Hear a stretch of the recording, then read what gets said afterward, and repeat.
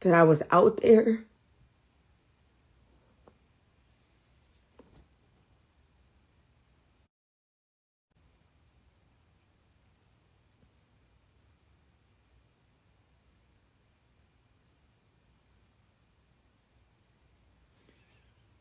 And how are y'all so disconnected from my bio dad that nobody ever inquired, like, oh, Michael, do you have kids? I just find it hard to believe that nobody knew. And that's what they said. They said that they didn't know I existed till I was on TV. It's like, that can't be the case. Because the only memory I have of my granddad was he was high. And I'll never forget it. He had a girlfriend and she made me spaghetti and she ashed her cigarette in the fucking spaghetti sauce. And my bio dad was like, you don't have to eat that. And we left. And then the next time I asked about my grandpa, my bio dad told me he was dead.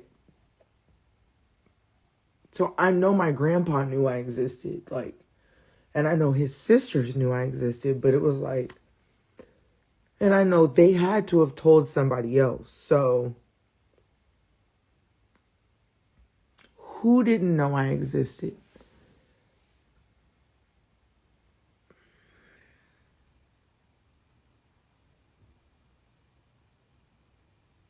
I don't get it. So I guess me meeting with my grandpa tomorrow is also like slightly self-serving because like I have questions. And I know he's not on drugs anymore, but he is an alcoholic.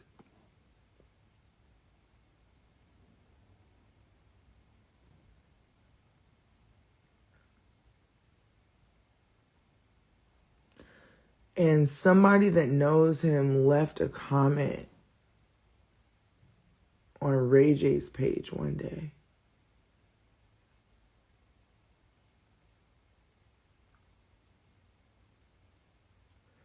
And I screenshot it and I sent it to my uncle.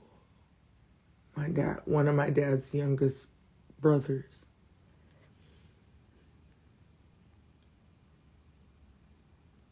And I was like, this person has to know Grandpa. Do you recognize this username?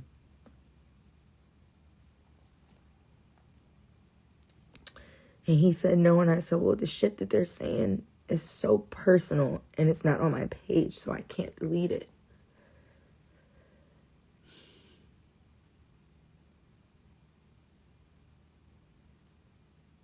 And it really broke my heart. Because as bad as the Slaughters have done me and as much as they've like never come for me, never defended me, never looked for me, never really protected me, never loved me,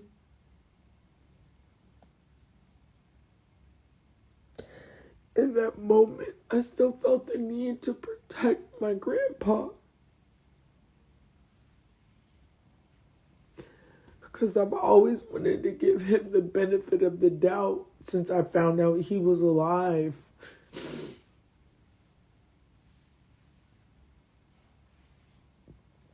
And I gave him an ultimatum. I said, if you're going to drink, you can't be in my life or my son's life.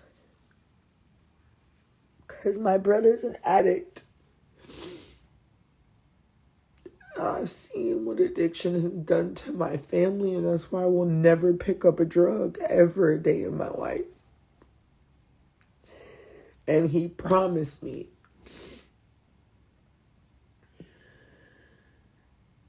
That shit is just crazy, bro. Like, you could really be born to somebody that just don't give a fuck. You could be born into something even though you weren't raised around it. Like, I don't operate like my half brother, my half sister. I really operate from like a street nigga's perspective. It's the weirdest thing. Like, grew up with a silver spoon in my mouth, but I really will beat your ass. Like, and I really will, like, I got niggas for you. And I never be feeling all type of way about it. But I also think, like, I carry a lot.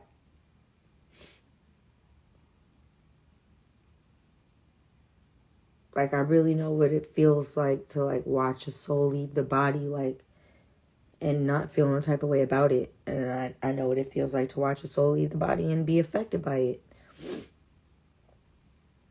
I know what it's like to, like, really be out in the trenches and have to get your hands dirty. And I know what it's like to have niggas that will do it for you. I mean,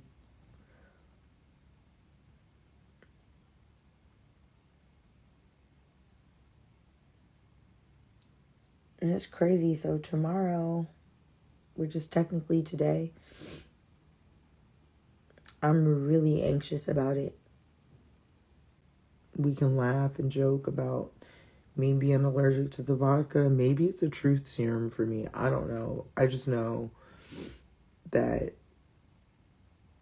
my anxiety is through the roof.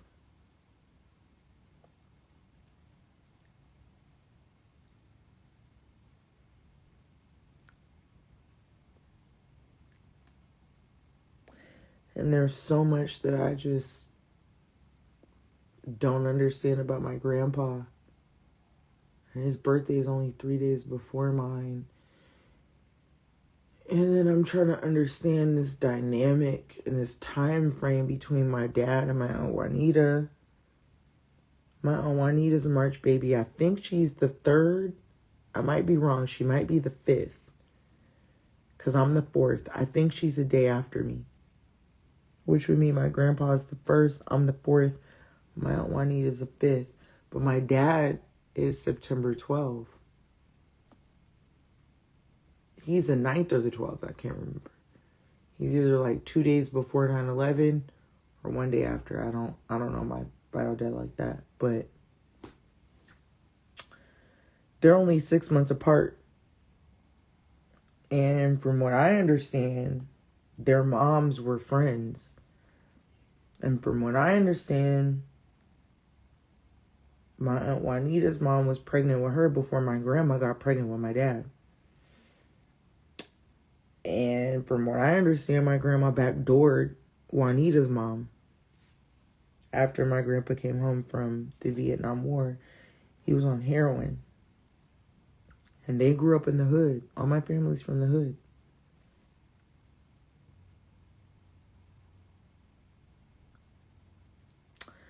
So from where I sit, it looks like my grandma fucked her best friend man and got pregnant by him. And I'm inclined to believe it because my dad and my Uncle Jimmy are 11 months apart, which would mean my grandma got pregnant with my Uncle Jimmy before she was done bleeding. So you fucked your best friend's man, got pregnant with my dad, then got pregnant with Lil Jimmy, my Uncle Jimmy, by Big Jimmy, less than some weeks later, or less than some weeks after you had my bio dad. And then went to go live with your sisters, Sharon, Lily, and Michelle, and their mom.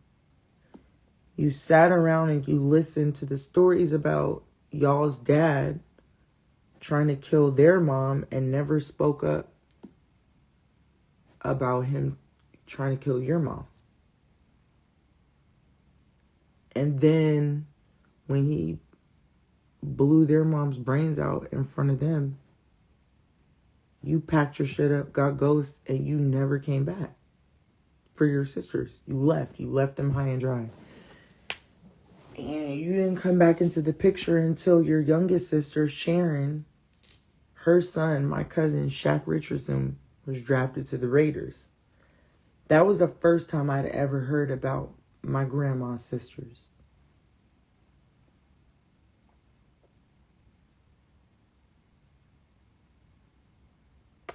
And my grandma lied to me and told me My great-grandma had died of alcoholism before I was born. Come to find out, her dad had stabbed my great-grandma multiple times and thought he had killed her. And my grandma and her brother, my Uncle Michael, had come home from school and found my great-grandma. And her sisters came from Michigan and took her from the hospital and left my grandma and her uncle to pretty much fend for themselves as minors. So my grandma learned how to use her body to take advantage of men to survive. My great uncle decided he was going to go to college. He was going to get his doctorate. He was going to become a pediatrician, open a private practice. And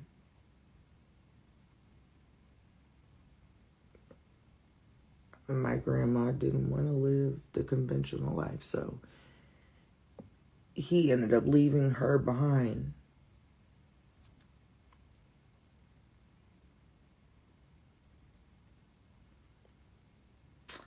So y'all be thinking my life is a cakewalk.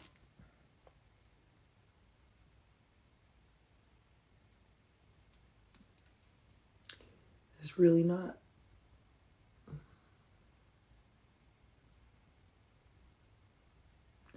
Some of the richest, most industry popular, famous people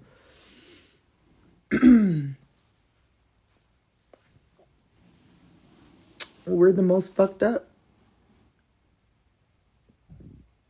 It's hard to embarrass us. We're able to tap into alternate realities, which makes certain people great actors, songwriters, singers, screenwriters, authors, even models. Because our level of emotional dysfunction is so deep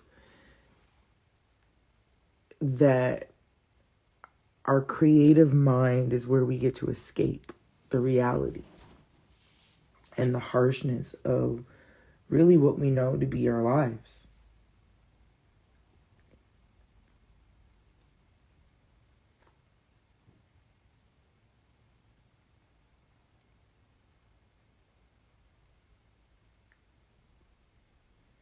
And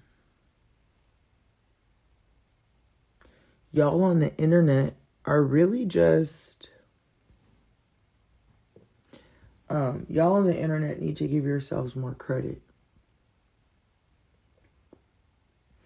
And as bleak as some shit may seem to y'all, please understand that it really, and I know this is going to sound so cliche, but it could be worse. It really could be worse. Like, oh, but y'all get to take your L's in private. You don't have to deal with the judgment, the criticism, the hypocrisy, the disrespect, the evil. Like, I could never fuck up and tell the world. I can't allow somebody else to tell the world when I fuck up. So where does that leave me? It leaves me in a box where if you know you can never tell anybody because you can't trust anybody enough to have your best interests at heart, when you fuck up, why you fucked up, how you fucked up, where you fucked up, then you can't tell a soul when you fucked up. So if you can't tell nobody, who do you have? You have yourself. You don't have anybody else. And that's why most entertainers, even right down to what y'all consider regular Instagram influencers, or, you know, people call me a D-list celebrity all the time. Us D-list celebrities. We were beating Monday Night Football every Monday. I was making $27,250 per episode. Not just one episode would pay me more than the average American will make in 5 months, or 5 months and 2 weeks. That's not even a full year. So in 1 year's time, I made more, maybe 5-6 times more than the average American. And when you think about it that way, we could be as D-list as y'all want us to be. We are getting paid more than the average person. And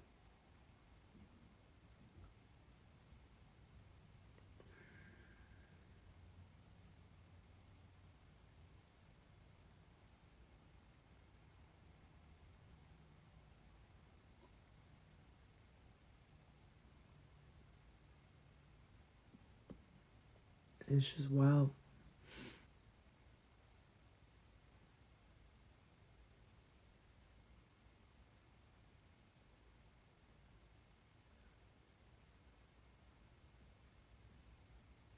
Well, the waviest one. Thank you, Billboard. I don't have my glasses on. Did you give back? Of course. Of course. Of course I gave back. And I always say that's why God has continued to bless me. I haven't been on TV in 5 years. Yeah, I pay my tithe. I give offering to the church. I help homeless people when I can, where I can, how I can. Before I give anything away to Goodwill, I'll have my stylist come over, go through my closet, clean everything out.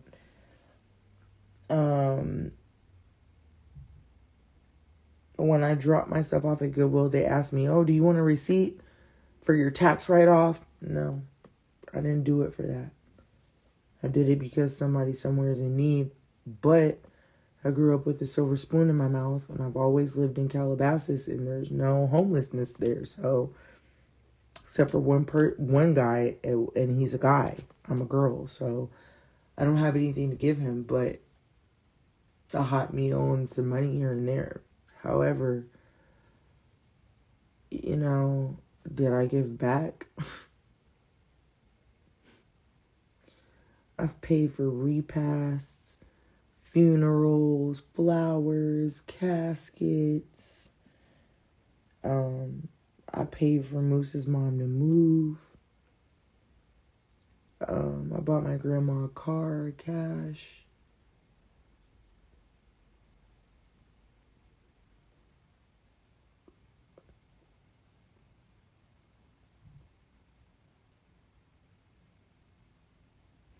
My cousin passed away. I've had fans donate anywhere from 50 to literally, I think the biggest donation to my cousin's foundation was like $1,500.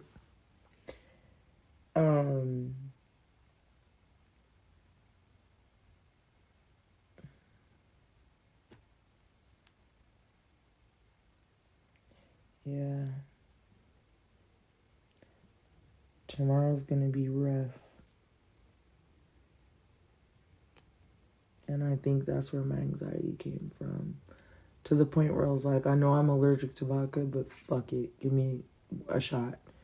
And that turned into another shot, and that turned into another shot, and that turned into another shot, which has become me now. But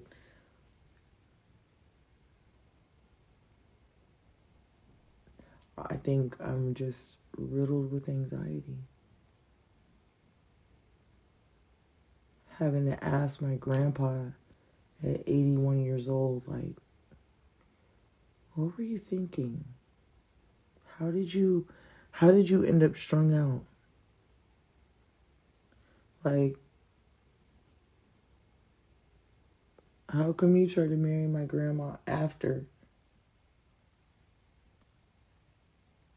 she left you? More importantly, how could you bang my grandma and her best friend was already pregnant by you? Like, legit, my aunt and my daddy are 6 months apart.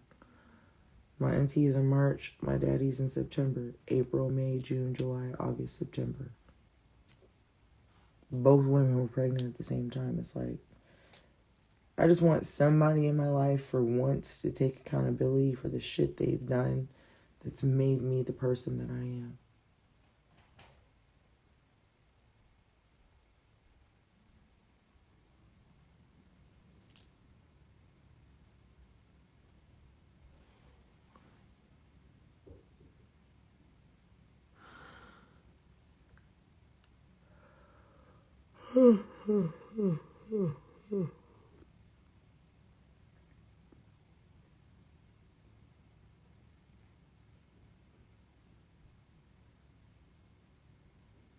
I'm not high yet, sister.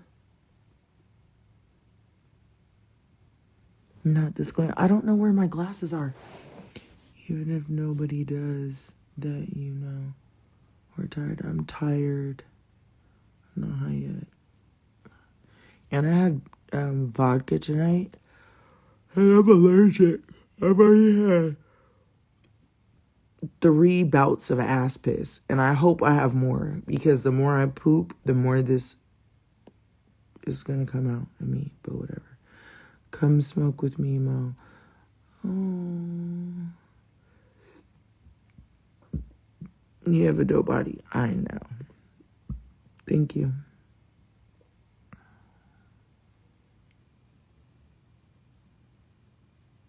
You got working one out. I don't think we know what that means. You got one. Okay, wait. Maybe you should add a comma. You got working one out. Was that supposed to say I got you working one out? Like you're rubbing one out?